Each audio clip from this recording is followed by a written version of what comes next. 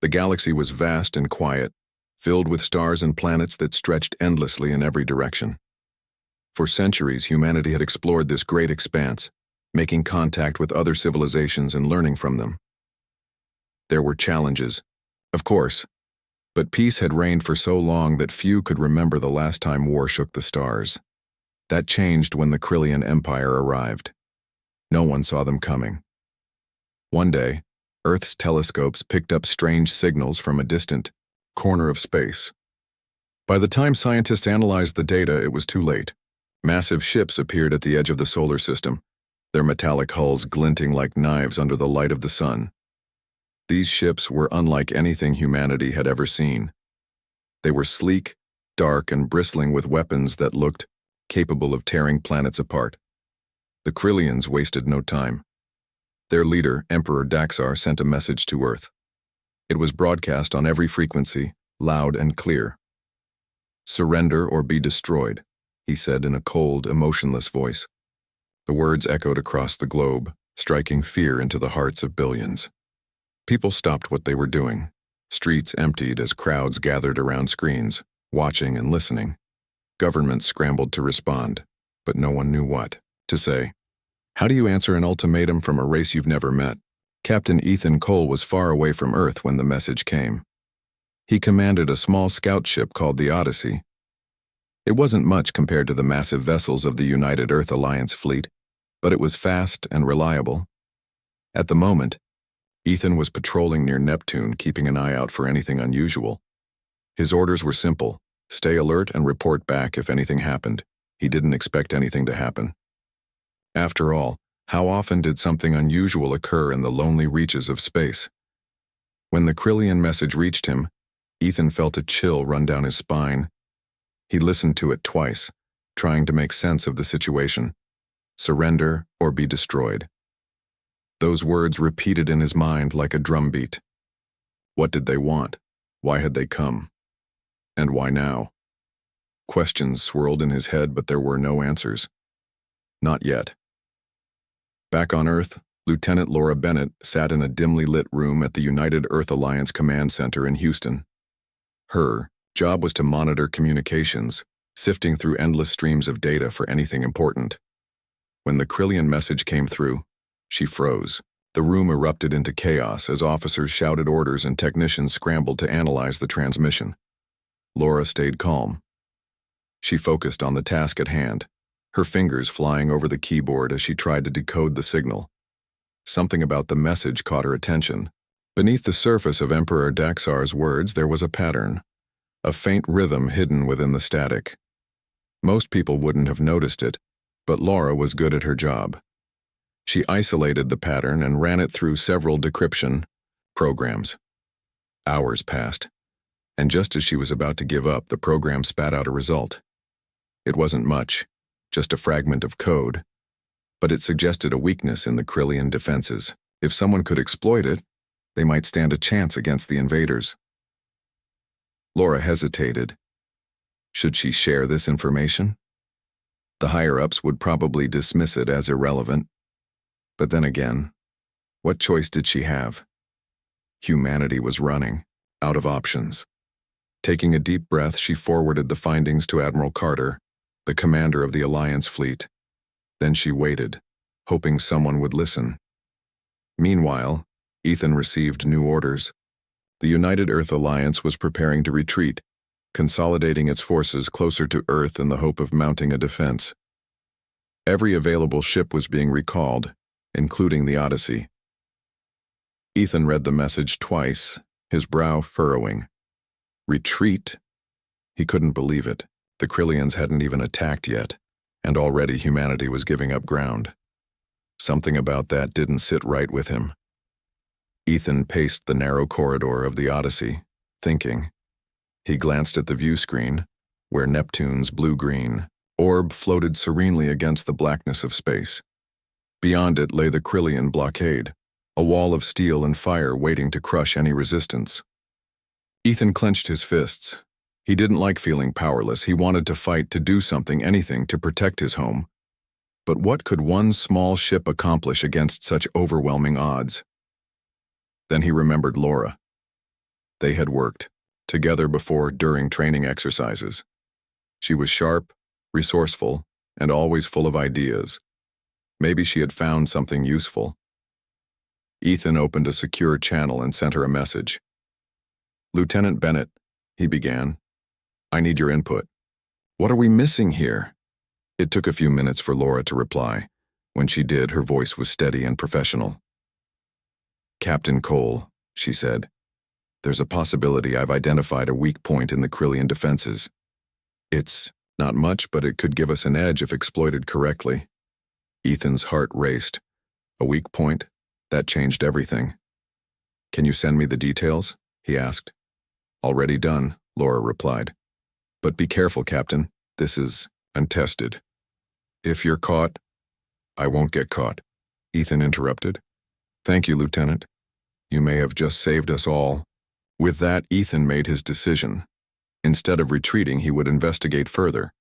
He plotted a course toward the edge of the Krillian blockade, using Laura's intel to guide him. The Odyssey slipped silently through the void, its engines humming softly. Ethan kept the ship's systems on low power, minimizing its signature. If everything went according to plan, the Krillians wouldn't even know he was there. As the Odyssey approached the blockade, tension gripped the crew. Everyone held their breath, watching the sensors for any sign of detection. So far, so good. Ethan guided the ship between two massive Krillian cruisers, their jagged forms looming like mountains in the darkness. The air inside the Odyssey was thick with anticipation. Would they make it? Or would they be discovered and destroyed? Suddenly, alarms blared. A red warning flashed on the main screen. "We've been spotted," cried Ensign Ramirez, the ship's navigator. Ethan's jaw tightened. "Stay calm," he ordered. "Follow my lead." Quickly, he adjusted the ship's trajectory, weaving through the blockade like a needle threading fabric. The Krillians fired, bolts of energy streaking past the Odyssey's hull. Ethan gritted his teeth, pushing the ship to its limits. Sweat dripped down his face as he maneuvered through the chaos, dodging blasts and debris. Finally, after what felt like an eternity, the Odyssey broke free. On the other side of the blockade, Ethan allowed himself a brief moment of relief. They had made it. Now came the hard part. According to Laura's intel, there was a hidden route leading deeper into Krillian-controlled space. If Ethan followed it, he might uncover secrets that could turn the tide of the conflict. But he would also be venturing into unknown territory, alone and unsupported. Ethan glanced at the view screen once more. The Krillians thought they had humanity, cornered. They thought they were invincible. Ethan smiled grimly. Let them think that. Because sometimes, all it takes to change the course of history is one determined person willing to take a stand. The Odyssey drifted silently through the void, its engines running at minimal power to avoid detection. Captain Ethan Cole sat in the command chair, his eyes fixed on the view screen. The Krillian blockade was now a distant cluster of lights behind them, but the tension aboard the ship remained thick. They had made it past the enemy lines, but that was only the first step. What lay ahead was unknown, and the risks were immense. Ethan glanced at the crew. Ensign Ramirez manned the navigation console, her fingers hovering over the controls as she monitored their course. Lieutenant Harper stood by the weapons station, though there wasn't much he could do with the Odyssey's limited armament. Still, his presence was reassuring. Everyone was focused, everyone was alert. Ethan knew they were counting on him to lead them through this mission, but even he wasn't sure what they would find. Back on Earth, Lieutenant Laura Bennett worked tirelessly in the command center. Her discovery of the Krillian weak point had given Ethan a chance, but she couldn't shake the feeling that there was more to uncover. The fragment of code she had decoded hinted at internal conflict within the Krillian Empire. It wasn't just about technology or defenses. It was about division. Laura pored over intercepted transmissions, searching for clues. She replayed recordings, piecing together fragments of conversations. Slowly, a picture began to emerge. The Krillians weren't as united as they appeared. There was a faction called the Synthari, a group of scientists and thinkers who opposed the war. They believed Emperor Daxar's aggression was reckless and unnecessary, a waste of resources that could be better spent advancing their civilization. But the Synthari were powerless against the ruling council, silenced and marginalized by those loyal to the Emperor. Laura realized that if humanity could ally with the Synthari, they might have a chance to end the war before it truly began. She forwarded her findings to Ethan, along with a warning. "Captain," she said in a recorded message, "the Synthari may hold the key to stopping this conflict. If you can find them, they might be willing to help. But be careful. Not all Krillians will welcome you." Ethan listened to the message as the Odyssey continued its journey. He shared the information with his crew, explaining the situation. "We're not just here to gather intel," he said. "We're here to find allies. If the Synthari are real, and if they're willing to work with us, we might have a fighting chance." The crew nodded, understanding the gravity of the mission. They adjusted their course based on Laura's intel, heading toward a region of space marked by dense asteroid fields and swirling clouds of gas. It was a dangerous area, full of hazards that could easily destroy a ship like the Odyssey. But it was also a place where someone might hide, a perfect spot for rebels or dissidents to operate in secret. As they approached the asteroid field, the sensors picked up something unusual. A Krillian supply ship drifted near a large rock, its engines dark and silent. Ethan frowned. Supply ships didn't just stop moving unless something had gone wrong. "Bring us closer," he ordered. "Let's see what's going on." The Odyssey maneuvered carefully, avoiding debris and keeping its systems quiet. When they were close enough, Ethan activated the external cameras. The supply ship was battered and scarred, its hull riddled with damage. Whatever had happened, it hadn't been an accident. "Scan for life signs," Ethan instructed. The results came back quickly. One survivor. Ethan hesitated. Should they risk boarding the ship? It could be a trap, or it could hold vital information.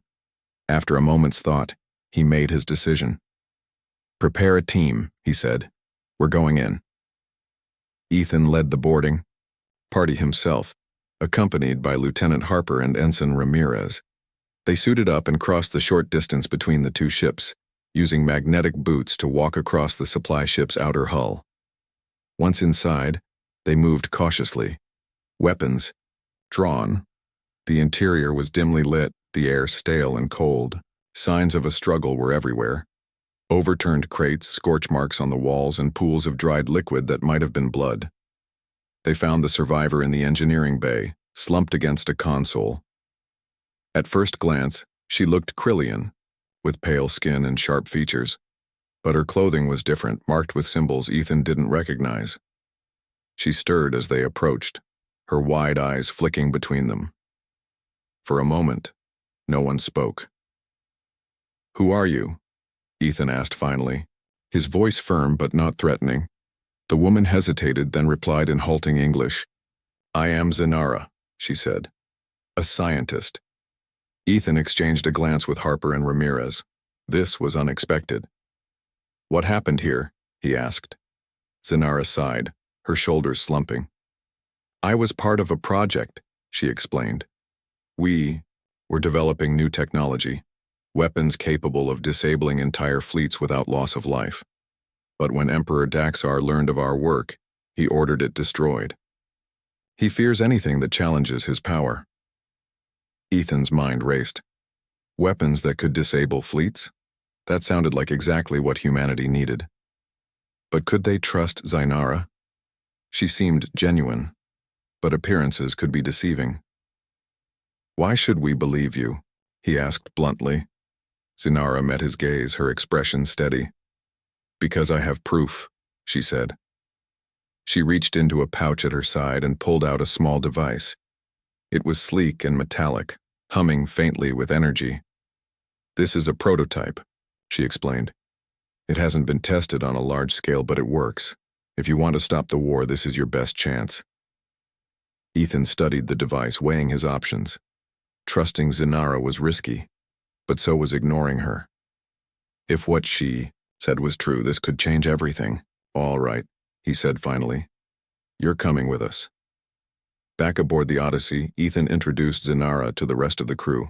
She explained her background in greater detail, describing the Synthari and their opposition to Emperor Daxar. According to her, the rebels operated from a hidden outpost located near a dying star. It was heavily cloaked, making it nearly impossible to detect. If Ethan could reach the outpost, he might be able to negotiate an alliance with the Synthari. Laura listened intently as Ethan relayed the information. She cross-referenced Zanara's claims with her own data, finding enough overlap to confirm the scientist's story. The outpost exists, she told Ethan, but getting there won't be easy. The Krillians patrol that region heavily. You'll need to be careful. Ethan nodded. We'll manage, he said. Just keep feeding us intel. The journey to the rebel stronghold was fraught with danger. The Odyssey slipped through asteroid fields and avoided Krillian patrols, relying on Zainara's knowledge and Laura's guidance to stay safe. Tension mounted with each passing hour. The crew barely slept, taking turns monitoring the sensors and keeping watch. Every sound, every movement set their nerves on edge. Finally, after days of travel, they reached the designated coordinates. At first, there was nothing, just empty space and the faint glow of a distant star. Then, slowly, the cloaking field dissolved, revealing the rebel outpost. It was a massive structure, built into the side of a hollowed-out asteroid. Lights flickered in its windows, and ships of various sizes docked at its ports. The sight filled Ethan with hope. This was it. Their chance to turn the tide of the war. As the Odyssey approached, a message crackled over the comms. "Identify yourselves," a gruff voice demanded. "This is Captain Ethan Cole of the United Earth Alliance," Ethan replied. "We've come seeking an audience with your leader." There was a long pause. Then, "Wait there. We'll decide what to do with you." Ethan exchanged a glance with Zainara. "Well," he said, "that could have gone worse." The rebels didn't make them wait long. A shuttle detached from the outpost and docked with the Odyssey. Moments later, a group of armed guards boarded the ship, their weapons trained on Ethan and his crew. Leading them was a tall, battle-scarred man with piercing eyes. His name was Karov, and he was the leader of the Synthari. Karov listened as Ethan explained their mission, his expression unreadable. When Ethan finished, he turned to Zainara. "You brought them here?" he asked. "I did," Zainara replied. "They're our best chance." Karov studied Ethan for a long moment, then nodded. "Very well," he said. "Come with me, we'll talk." Inside the outpost, Ethan was struck by the contrast between the rebels and the Krillians he had encountered. These people were weary but determined, their faces lined with hardship, but also hope. They welcomed Ethan and his crew cautiously, offering food and rest while Karov prepared for the meeting. When they finally gathered in the command center, Karov wasted no time. "Why should we trust you?" he asked bluntly. Ethan leaned forward, his voice steady. "Because we share a common enemy," he said. "Emperor Daxar wants to crush anyone who opposes him, including you. Together, we can stop him." Karov considered this, glancing at Zainara. "And what do you offer in return?" "The means to disable the Krillian fleet," Zainara interjected, holding up the prototype device. "With this, we can strike at the heart of their empire." Karov's eyes narrowed. "That's quite a claim." "It's true," Zainara insisted. "Test it if you must, but know this. Time is running out. Humanity won't survive another attack." The room fell silent as Karov weighed the options. Finally, he nodded. "Very well," he said. "We'll help you. But if this fails, we'll disavow any connection to your actions." Ethan extended his hand. "Deal." The agreement was made, but the hardest part was yet to come. With the Synthari's support, Ethan and his crew began planning their next move. They would eye. The plan was risky, almost suicidal. Captain Ethan Cole knew it. Lieutenant Harper knew it. Even Zainara, the Krillian scientist who had joined their cause, couldn't deny how dangerous the mission was. But they didn't have a choice. The Krillians were already moving closer to Earth, and if humanity waited any longer, there might not be anything left to save. The Synthari rebels had agreed to help, but their support came with conditions. No direct involvement, no public acknowledgement of their role, and no guarantees of success. Ethan stood in the command center of the rebel outpost, staring at a holographic map of the Krillian fleet. It was massive, an ocean of ships surrounding the Emperor's flagship, a towering behemoth that dwarfed everything else. The rebels had provided detailed intelligence on the fleet's layout, patrol routes, and defensive systems. Still, getting close enough to use Zainara's device would require precision timing and nerves of steel. "We'll need a distraction," Karov said, leaning over the map. His voice was calm, but his eyes betrayed his concern. "Something big enough to draw their attention away from the core." Ethan nodded. "We can handle that," he said, "but we'll need your ships to create the diversion." Karov frowned. "You're asking a lot." "And you're offering very little," Ethan replied, his tone sharp but controlled. "If this works, it could end the war. If it doesn't, none of us will survive anyway." After a long pause, Karov sighed. "All right, we'll do it, but don't expect miracles." With the rebels' commitment secured, Ethan turned his focus to the details. The Odyssey would lead the charge, slipping past the outer defenses while the Syntheri launched their attack. Once inside, Ethan and his crew would position themselves directly beneath the flagship and activate Zainara's prototype. The device worked by emitting a pulse that disrupted energy systems, rendering ships temporarily inert. If everything went according to plan, the Krillian fleet would be paralyzed, forcing Emperor Daxar to reconsider his stance. Back aboard the Odyssey, the mood was tense. Ensign Ramirez double-checked the ship's systems, ensuring every component was functioning perfectly. Lieutenant Harper tested the weapons, even though they all knew the Odyssey couldn't stand up to a direct confrontation with the Krillians. Zainara stayed in the engineering bay, fine-tuning her device.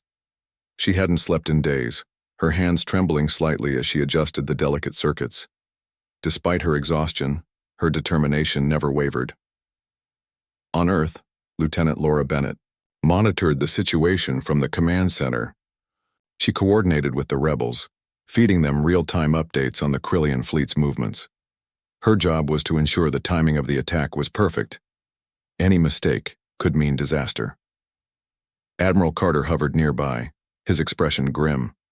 He still didn't fully trust the plan, but he had given Ethan his blessing, for now. As the launch window approached, Ethan gathered his crew for a final briefing. "This is it," he said, his voice steady. "We've trained for this, and we've prepared as much as we can. Trust each other, follow the plan, and stay sharp. If we succeed, we might just save billions of lives. If we fail..." He paused, letting the weight of his words sink in. "Let's make sure we don't fail." The Odyssey departed the rebel outpost under cover of darkness, its engines running quietly to avoid detection. Behind them, a small fleet of Syntheri ships moved into position, ready to strike when the time came. The journey to the Krillian fleet took hours, each one stretching longer than the last. The crew worked tirelessly, checking and rechecking every system. No one spoke much. The tension was too thick for idle conversation. When they reached the edge of the Krillian blockade, Ethan gave the order to activate the stealth systems. The Odyssey's hull shimmered briefly as the cloaking field engaged, bending light around the ship to make it nearly invisible. It wasn't foolproof. Close-range scans could still detect them, but it was their best chance of getting close enough to the flagship. The first sign of trouble came when the sensors picked up a patrol ship drifting near their path. Its scanners swept the area lazily, searching for intruders. Ethan held his breath, guiding the Odyssey carefully around the vessel. For a moment, it seemed like they might slip past unnoticed. Then, without warning, the patrol ship changed course, heading straight toward them. "They've spotted us," Ramirez shouted, her voice rising in panic. "Stay calm," Ethan ordered. "Harper, prepare the decoy drones. Ramirez, adjust our trajectory." Lieutenant Harper activated the drones, sending them flying in the opposite direction. The tiny machines emitted false signals designed to mimic the Odyssey's signature. The patrol ship hesitated, then turned to pursue the decoys. Ethan exhaled, slowly, his knuckles white on the controls. That had been too close. Once past the patrol, the Odyssey continued its approach. The flagship loomed larger with each passing minute, its dark hull bristling with weapons. Ethan positioned the ship directly beneath it, hidden in the shadow of its massive frame. "Zainara," he called over the comms, "are you ready?" "I'm ready," she replied, her voice tight with nerves. "Activate the device." Zainara pressed a button on the console, and the prototype hummed to life. A faint vibration ran through the ship as the device began emitting its pulse. On the view screen, the flagship's lights flickered. Moments later, entire sections of the fleet went dark. Ships drifted aimlessly, their systems disabled. The effect rippled outward, spreading chaos throughout the formation. Inside the flagship, alarms blared. Emperor Daxar stormed onto the bridge, his face contorted with rage. "What is happening?" he demanded, his voice echoing through the chamber. His officers scrambled to respond, but none of them had answers. The ship's systems were failing, communication lines were down, and the rest of the fleet was in disarray. For the first time in decades, Daxar felt a pang of fear. This wasn't supposed to happen. His empire was supposed to be invincible. Meanwhile, the Syntheri launched their attack. Their ships emerged from hiding, firing on the outer edges of the Krillian fleet. The diversion worked perfectly, drawing attention away from the Odyssey and giving Ethan time to complete his mission. But the Krillians weren't going down without a fight. Hunter ships broke off from the main force, racing toward the source of the disruption. "We've got company," Harper warned, his fingers flying over the weapons console. "Hold them off as long as you can," Ethan replied. "Zainara, how much longer?" "The pulse needs another minute to reach full strength," she answered, her voice strained. The Odyssey shuddered as enemy fire struck its shields. Ethan clenched his jaw, maneuvering the ship to avoid further hits. "Ramirez, keep us steady. Harper, target their weapons arrays." The battle raged on, the Odyssey caught in a deadly dance of evasion and counterattack. Explosions lit up the void as Synthari ships clashed with Krillians. Amid the chaos, Ethan focused on the task at hand. One more minute. They just needed one more minute. Finally, Zainara's voice broke through the noise. "It's done," she said. "The pulse is at maximum strength."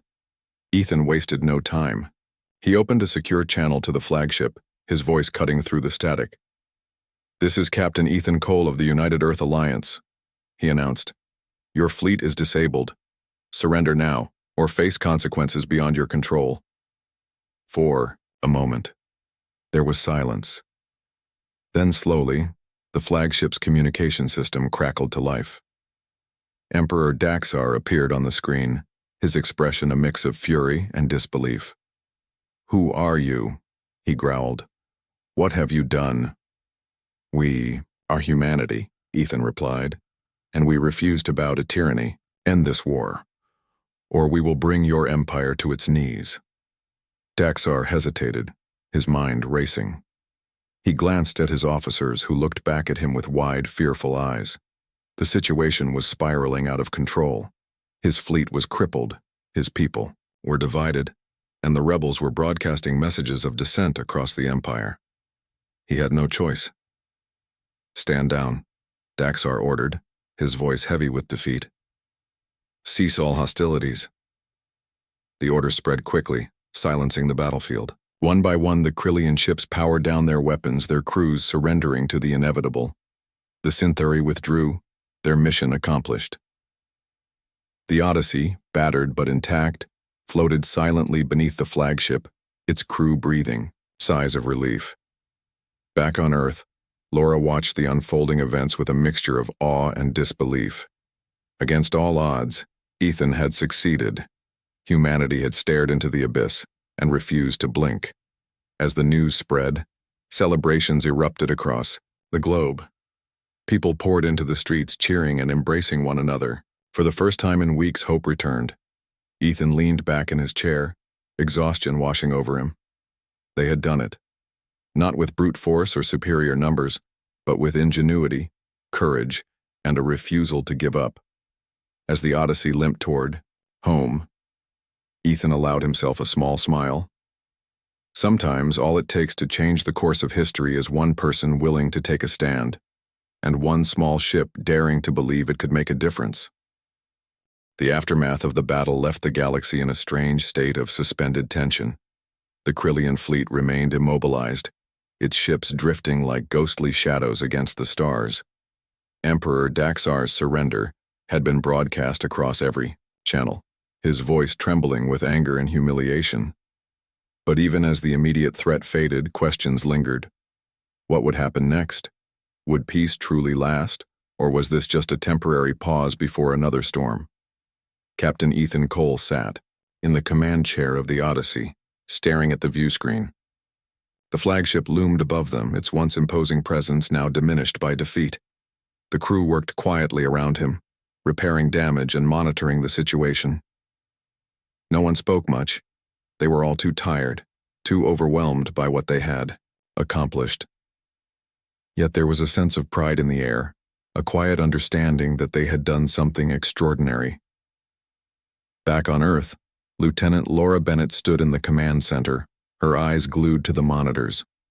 The room buzzed with activity as technicians analyzed data and officers coordinated responses. Admiral Carter paced nearby, his face unreadable. He had spent the last hour discussing strategy with Earth's leaders, trying to decide how to proceed. Laura listened in silence, her mind racing. Humanity had won this round, but the war wasn't over yet. Not completely. Ethan opened a secure channel to Laura, his voice calm but firm. "Lieutenant," he said, "what's the plan?" Laura hesitated, glancing at Admiral Carter for guidance. When he nodded, she replied, "We're preparing for negotiations. The Krillians have agreed to meet, but we need to act quickly. Their empire is fragile right now. If we can strike a deal, we might be able to end this conflict for good." Ethan nodded, though she couldn't see him. "Understood. We'll stay here until reinforcements arrive." "Be careful, Captain," Laura warned. "This isn't over yet." "I know," Ethan said. Then he ended the transmission. In the hours that followed, representatives from both sides began gathering aboard a neutral station orbiting a distant moon. The station was old, its corridors dimly lit, and its walls scarred with age. It wasn't glamorous, but it was safe, a place where enemies could come together without fear of attack. Ethan arrived with Zainara and Lieutenant Harper, their uniforms clean but worn from days of constant use. They were greeted by Admiral Carter and several other high-ranking officers, who thanked them for their efforts. The Krillians arrived soon after, led by Emperor Daxar himself. His expression was cold and unreadable, his posture rigid with barely contained fury. Behind him stood his council members, their faces etched with anxiety and distrust. The Synthari rebels were also present, represented by Karov and a small delegation. The atmosphere was tense, charged with unspoken resentment and lingering hostility. The negotiations began in a large conference room, its circular table surrounded by chairs. Each faction took their seats, their body language speaking volumes. Admiral Carter opened the meeting, his voice steady and authoritative. "We are here today to discuss the future of our peoples," he said. "War has brought us to this point, but it does not have to define us. Let us find a way forward, together." Daxar leaned forward, his eyes narrowing. "You think you have won," he spat. "But do not mistake this moment for victory. My empire will recover, and when it does, we will remember this betrayal." Ethan clenched his fists under the table, resisting the urge to respond. He knew Daxar was trying to intimidate them, to regain some measure of control. But the Emperor's words carried little weight now. His people were divided, his fleet crippled, and his authority weakened. Even his own council seemed uneasy, exchanging nervous glances as he spoke. Karov stepped in, his voice cutting through the tension. "Enough," he said firmly. "Your arrogance nearly destroyed us all, Daxar. It is time to listen, to learn from those who seek peace instead of domination." For a moment no one spoke. Then Admiral Carter continued outlining the terms of the proposed treaty. Earth demanded guarantees of non-aggression, reparations for damages caused during the invasion, and cooperation in rebuilding damaged regions of space. In return, humanity offered trade agreements and assistance in stabilizing the Krillian Empire. Discussions dragged on for hours, each side pushing and pulling, testing boundaries and searching for compromises. Zinara played a key role, explaining the potential benefits of her technology, not just as a weapon but as a tool for peaceful progress. Her words resonated with many, especially the Synthari, who saw an opportunity to rebuild their society along new lines. Finally, after what felt like an eternity, an agreement was reached. The Krillians would withdraw their forces, dismantle certain aggressive technologies, and allow the Synthari to operate freely within their borders. In exchange, humanity promised to share resources and knowledge, fostering mutual growth rather than conflict. Both sides signed the treaty, their pens scratching against paper in a moment that felt almost surreal. As the meeting concluded, Ethan found himself standing beside Laura. She smiled at him, her eyes shining with relief. "You did it," she said softly. "You saved us." Ethan shook his head. "We did it," he corrected. "All of us." Weeks later, celebrations erupted across the galaxy. On Earth, cities were filled with music and laughter as people poured into the streets to honor the heroes who had turned the tide of war. The Odyssey became a symbol of hope, its name whispered with reverence wherever humanity traveled. Ethan received medals and accolades, but he accepted them humbly, always deflecting praise onto his crew and allies. Zinara returned to her people, working tirelessly to promote peace and unity within the Krillian Empire. Her prototype device was studied and refined, eventually becoming a cornerstone of interstellar diplomacy. The Synthari gained recognition and influence, their ideas shaping a brighter future for their race. And Karov, once a rebel leader, emerged as a voice of reason and reform, guiding his people toward reconciliation. Emperor Daxar disappeared from public view, retreating to the shadows as his empire began to heal. Rumors circulated about his fate. Some said he had been overthrown. Others claimed he lived in exile. But none of it mattered anymore. The Krillians had changed, slowly but surely, embracing a path of coexistence rather than conquest. Ethan watched it all unfold from the bridge of the Odyssey. The ship had been repaired and refitted, ready for its next mission. As he gazed out at the stars, he felt a deep sense of satisfaction. Humanity had faced its greatest challenge and emerged, stronger because of it. They had proven that courage, ingenuity, and determination could overcome even the most overwhelming odds. Lieutenant Harper approached, breaking Ethan's reverie. "Orders, Captain?" he asked. Ethan smiled faintly. "Set a course for home," he said. "It's time we got some rest." The Odyssey's engines roared to life, propelling the ship forward into the endless expanse of space. Behind them, the scars of war began to fade, replaced by the promise of a new era. For the first time in years, the galaxy felt hopeful, and somewhere deep in the cosmos, the stars seemed a little brighter than before. The galaxy had changed. It wasn't the same place it had been before the Krillian invasion. The scars of war still lingered, abandoned colonies, wrecked ships drifting in orbit, and planets scarred by conflict. But something deeper had shifted. Hope had taken root where fear once ruled. People began to rebuild, not just their homes but their trust in one another. The peace treaty between humanity and the Krillians stood as a fragile yet powerful symbol of what could be achieved when enemies chose dialogue over destruction. Captain Ethan Cole sat in his quarters aboard the Odyssey, staring at a small holodisplay on his desk. It showed images from Earth, crowds cheering in the streets, children waving flags, and families reuniting after months of separation.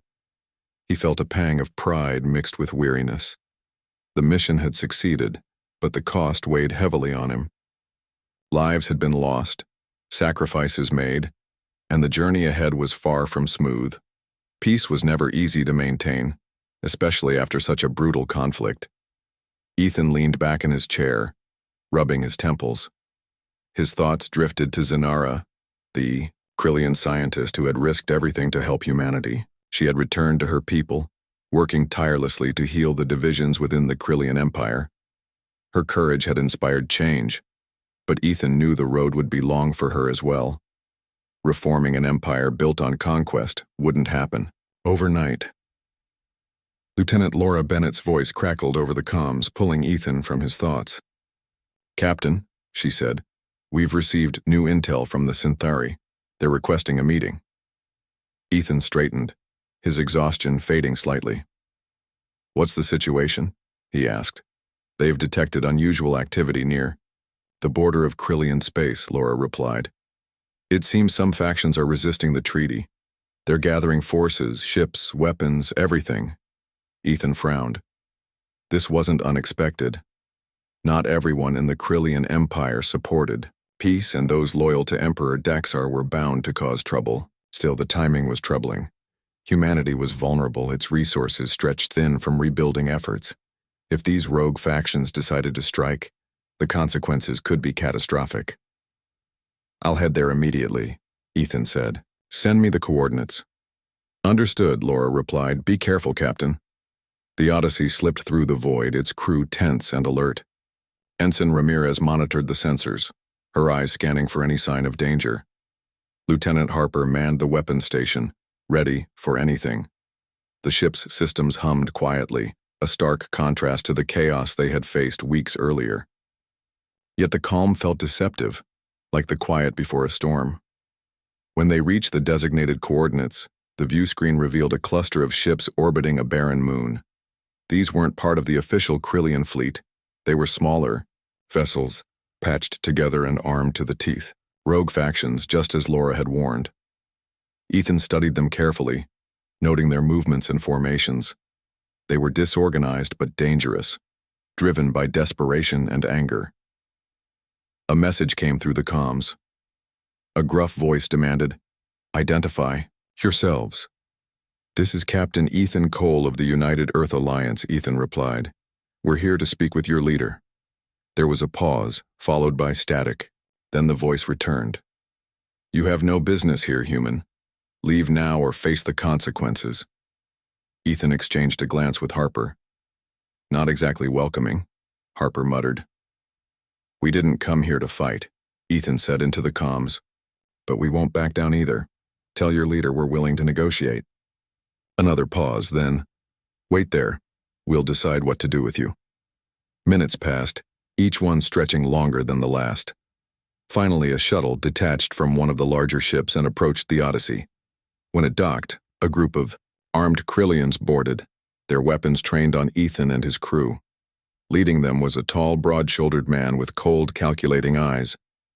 His name was Varnock, a former general in Daxar's army and now the leader of this rebel faction. Varnock sneered as he looked around the Odyssey's interior. "This is your mighty ship?" he scoffed. "It's pathetic." Ethan met his gaze without flinching. "Pathetic or not, it got us past your blockade. Now let's talk." Varnock hesitated, then nodded. "Fine, but if you waste my time, you'll regret it." They gathered in the Odyssey's conference room, the tension thick enough to cut with a knife. Varnock sat across from Ethan, his arms crossed and his expression hostile. Behind him stood two of his soldiers, their hands resting on their weapons. Ethan kept his tone calm and steady as he spoke. "You don't have to do this," he said. "The war is over. Your people are tired of fighting. Why continue down this path?" Varnock laughed bitterly. "You think I care about treaties? About promises made by cowards too weak to finish what they started? No. The Krillian Empire was meant to rule the stars, not bow to lesser species." Ethan leaned forward, his voice firm. "Rule through fear? That's not leadership. It's tyranny. And look where it got you. Your empire fractured, your people divided, your fleet crippled. Is that what you want for your future?" Varnock's jaw tightened, but he didn't respond. Instead, he glanced at his soldiers, who shifted uncomfortably. Ethan pressed on. "There's another way. Work with us, with the Synthari, to build something better. Or keep fighting and watch everything fall apart. The choice is yours." For a moment, no one spoke. Then Varnock stood abruptly, his chair scraping against the floor. "We'll think about it," he growled. "But don't expect an answer anytime soon." With that, he and his men left, returning to their shuttle. As the Odyssey watched them depart, Ethan exhaled slowly. It wasn't much, but it was a start. Back on Earth, Laura monitored the situation closely. She coordinated with the Syntheri, sharing intelligence and strategizing ways to de-escalate tensions. Admiral Carter remained cautious, urging her to prepare contingency plans in case negotiations failed. Laura worked tirelessly, her mind racing with possibilities. She knew how fragile this peace was, how easily it could shatter under pressure. Days turned into weeks, and reports trickled in from Krillian space. Some factions had disbanded, their members returning to civilian life. Others continued to resist, though their numbers dwindled as resources ran low. Slowly but surely, the tide was turning. The Synthari played a crucial role, reaching out to dissenters and offering them a chance to rebuild rather than destroy. Ethan stayed in contact with Zainara, who provided updates from within the Empire. She told him about protests, debates, and even acts of sabotage aimed at undermining the rebels. Change was happening, uneven and messy but undeniable. Each victory, no matter how small, brought hope. One evening, as the Odyssey orbited a distant planet, Ethan stood on the observation deck, gazing at the stars. Lieutenant Harper joined him, holding 2 cups of coffee. He handed one to Ethan and leaned against the railing. "What happens next?" Harper asked. Ethan sipped his coffee, thinking. "We keep going," he said finally. "We protect what we've built, help where we can, and stay ready for whatever comes our way." Harper nodded. "Sounds simple enough." "It's not," Ethan admitted. "But it's worth it." As they stood there, the vastness of space stretched out before them, endless and full of possibility.